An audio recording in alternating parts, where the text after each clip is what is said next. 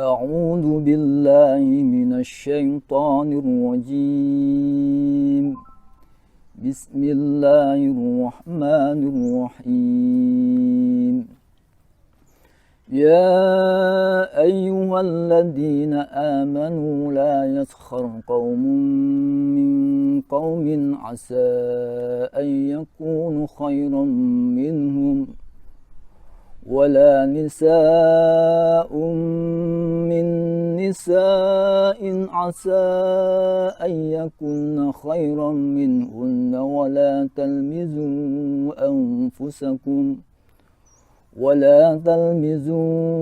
أنفسكم ولا تنابزوا بالألقاب بئس الاسم فسوق بعد الإيمان ومن لم يتب فأولئك هم الظالمون يا أيها الذين آمنوا اجتنبوا كثيرا من الظن إن بعض الظن إثم ولا تجسسوا ولا يغتب بعضكم بعضا أيحب أحدكم أن يأكل لحم أخيه ميتا فكرهتموه واتقوا الله إن الله تواب رحيم. Assalamualaikum warahmatullahi wabarakatuh. Alhamdulillahilladzi an'amana bi ni'matil imani wal islam. Wa nusalli wa nusallimu ala khairil anam nabiyina Muhammadin wa ala alihi wa sahbihi ajma'in, amma ba'du. Sebuah cerita seorang anak yang hidup dengan ayahnya yang saat ini lagi diuji oleh Allah berupa kakinya lumpuh, tidak bisa berjalan dan hanya bisa duduk di kursi roda.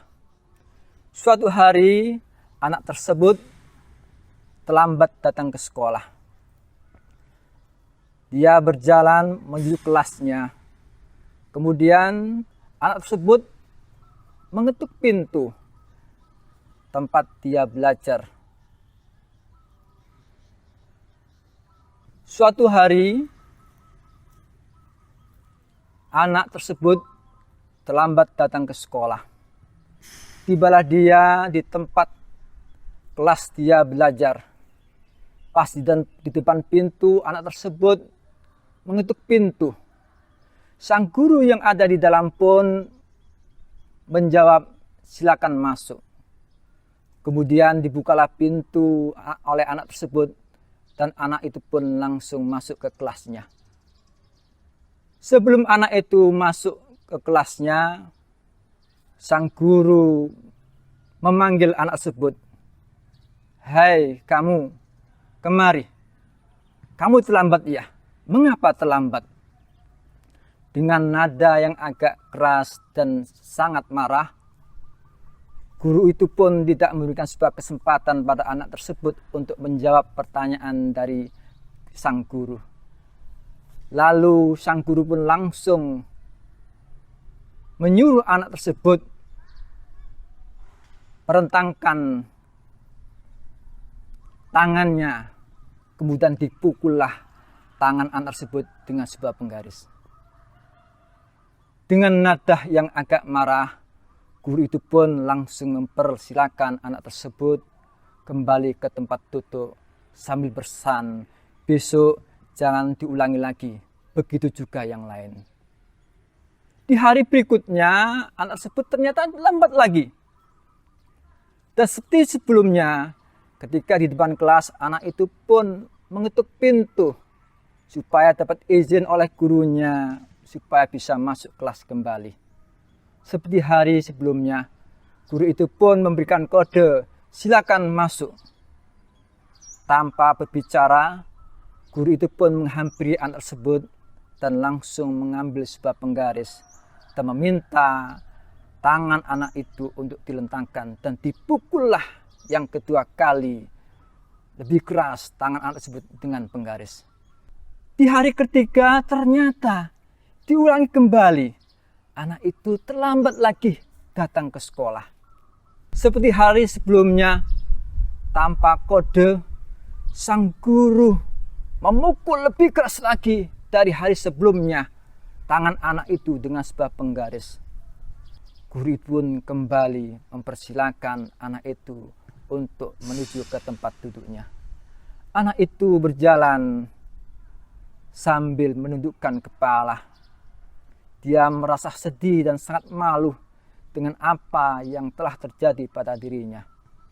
Setibanya di bangku tempat dia duduk, anak tersebut tetap menundukkan kepalanya sambil sesekali melihat wajah sang guru yang barusan marah.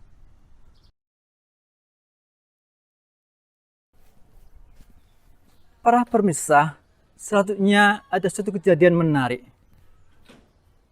Di pagi hari manakala guru tersebut berangkat ke sekolah, mendadak sang guru berhenti. Kemudian dia turun dari sepedanya.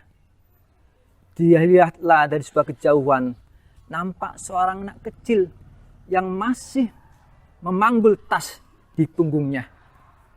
Guru itu pun terus mendekat, melihat siapa gerangan anak tersebut.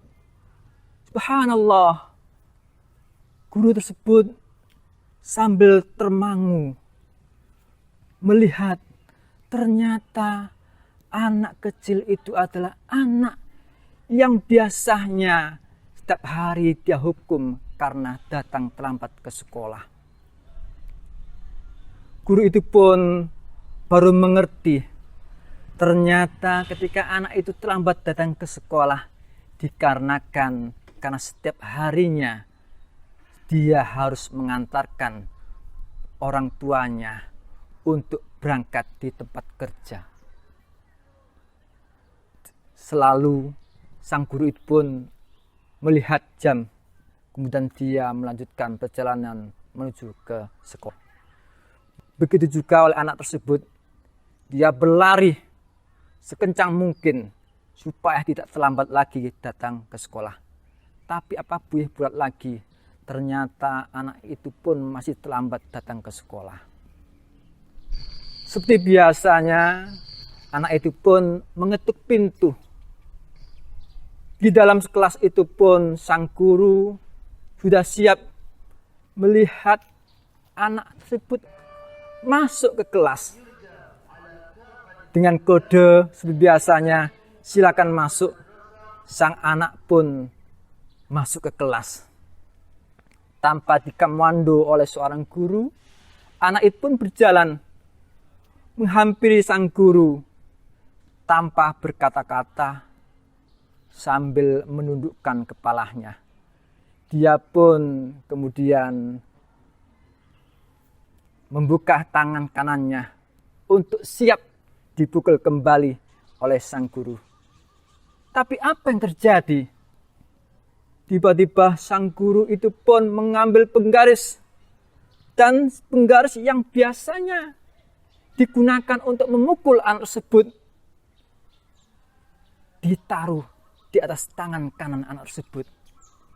Kemudian sang guru pun bersimpuh mencium tangan anak tersebut dan merangkul anak tersebut dan berkata, "Nak, maafkan Pak Guru. Selama ini Pak Guru salah menganggap kamu ketika terlambat sekolah. Kamu adalah anak yang baik."